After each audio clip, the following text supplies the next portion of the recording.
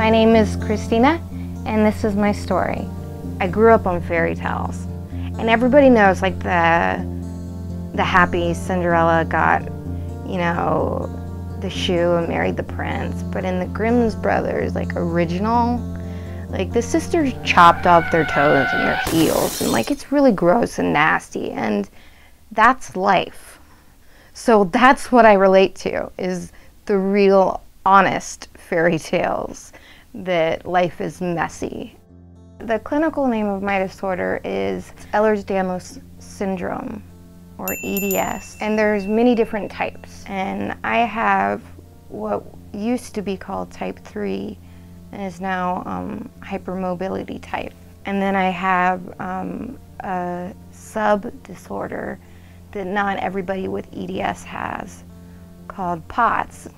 Top 10 advantages of having POTS, which is postural orthostatic tachycardia syndrome.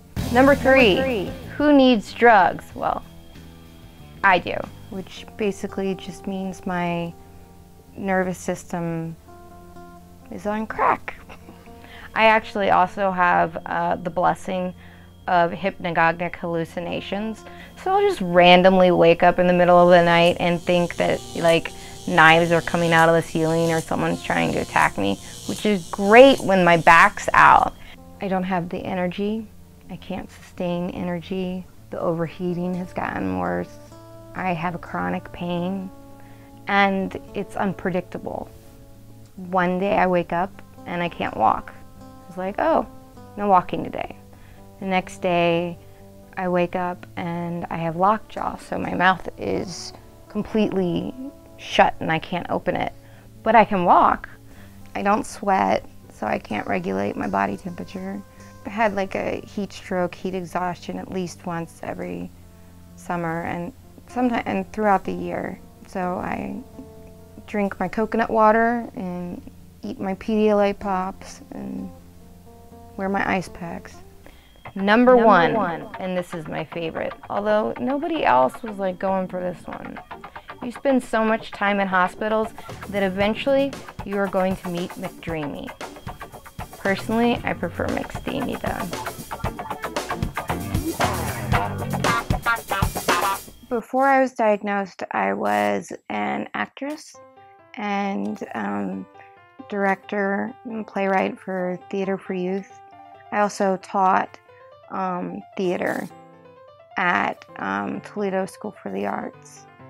I kind of stumbled into teaching because right after college I'd gone to Chicago and got into the comedy scene and plays and festivals, and it was amazing. And I was very, very poor, and I knew I wanted to have a family someday, and I kind of freaked out and came home to Richmond, and I grew up with a school called Spark, School of Performing Arts in the Richmond community. And it had always been like it just was a special place for me. And they took me in and gave me a job. And I just thought it was going to be a temporary thing. And then I just absolutely fell in love with it. I tried to continue teaching for about 1.5 years, but it got to the point where it was just physically too much. My body couldn't handle it. I mean, the kids were great. We had like a whole system with like a card that said, you know, Miss Blue needs help, and they would call people and get people in, and they would usually be the ones that would go, do you think you should be doing that? And I was like, oh, oops.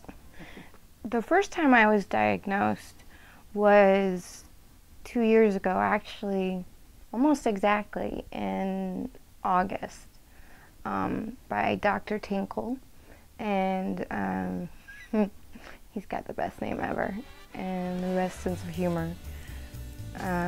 In fact, I sought him out because he was world renowned on the disorder, and I was like, if I'm gonna do this, I'm gonna do this right and get somebody who really knows what they're talking about. And he spent like 2 hours with me, and by the end of it I was like, so do I have this?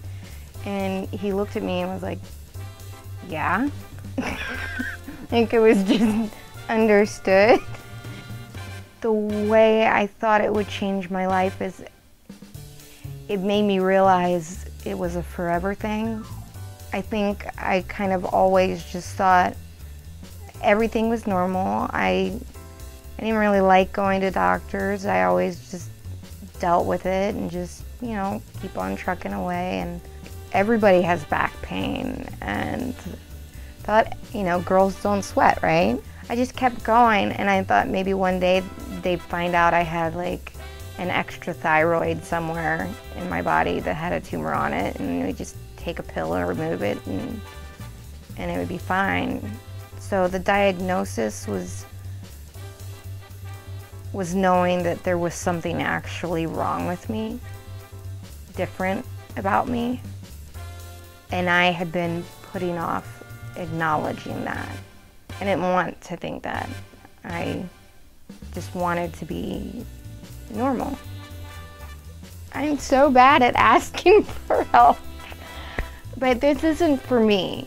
This is for Dr. Tinkle and Dr. Sika, you know, and Dr. Fletcher and all the wonderful people at MCV and Toledo University, Dr.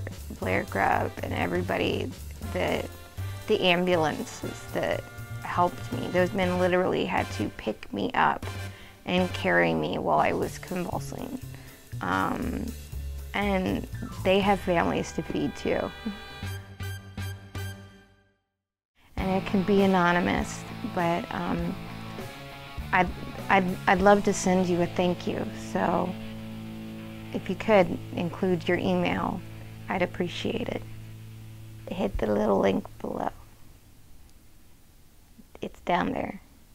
You just hit click to donate.